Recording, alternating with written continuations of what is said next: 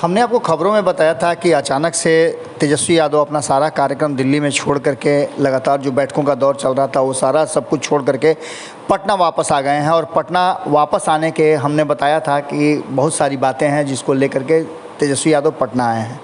पटना आते ही तेजस्वी यादव सबसे पहले रात में ही खुद गाड़ी ड्राइव करते हुए निकल गए थे और इस निकलने के क्रम में उन्होंने कई क्षेत्रों का दौरा भी किया है। इस बीच में आपको बता दें कि जो खबरें चल रही थी, हालांकि भारत लाइव ने आपको तब भी बताया था जब स्थापना दिवस चल रहा था राष्ट्रीय जनता दल का और स्टेज पर तेज प्रताप यादव ने जगदानंद सिंह के बारे में जो कुछ भी कहा था, उसके बाद जगदानंद सिंह ने स्पष्ट कर दिया था कि वो तेज प्रताप की बातों का कहीं से बुरा नहीं मानते हैं और तेज प्रताप यादव बच्चे के समान है, उन्हें गोद में खिलाया है, इसलिए उनको उतना वो नोटिस नहीं करते हैं।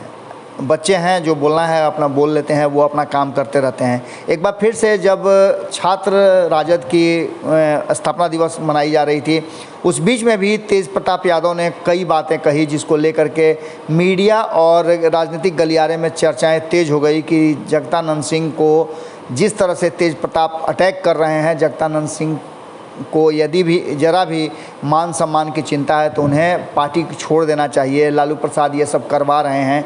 इन सारी बातों की चर्चाएं खूब चली, यहाँ तक कि कभी बहुत करीबी रहे जीतन राम मांझी की पार्टी से भी अटैक किया गया, जदयू ने भी अटैक किया, कई लोगों ने तो जगदानंद सिंह को अपने यहाँ बुला लिया। लेकिन इस बीच में आपको बता दें कि कहीं कोई आरजेडी के तरफ से इस तरह की बातें सामने नहीं आ रही थी, न जगदानंद सिंह ने इस पर कोई बयान दिया।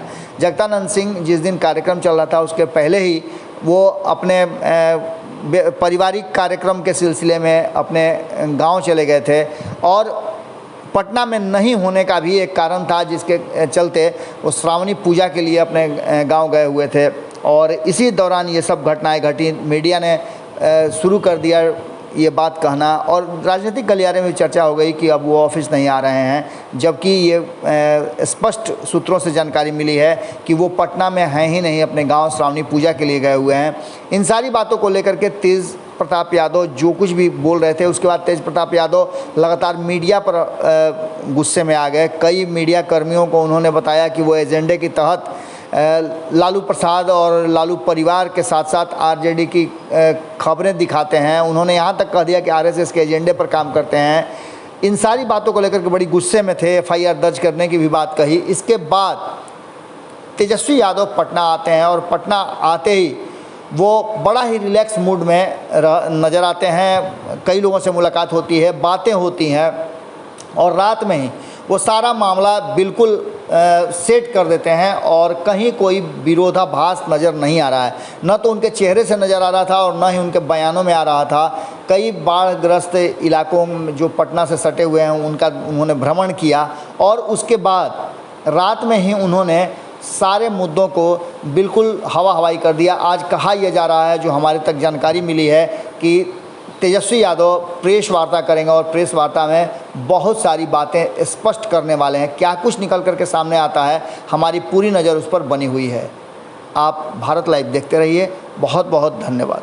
अगर ये वीडियो पसंद आई और वह बिहार के राजनीति और बिहारियत से सरोकार रखेनी तो सब्सक्राइब बटन दबा के चैनल के सब्सक्राइब कर ली। ओजे एगो घंटी बा, ओकरा बटन दबा देला से कुल सटीक और मारक खबर रुआ मुफ्त में मिल जाई। अगर रुआ पत्रकारिता के हमनी के नया प्रयोग में सहयोग कर चाहतानी तो ज्वाइन बटन दबा दी। पेटीएम नंबर नोट कर ली 9386816700। धन्यवाद।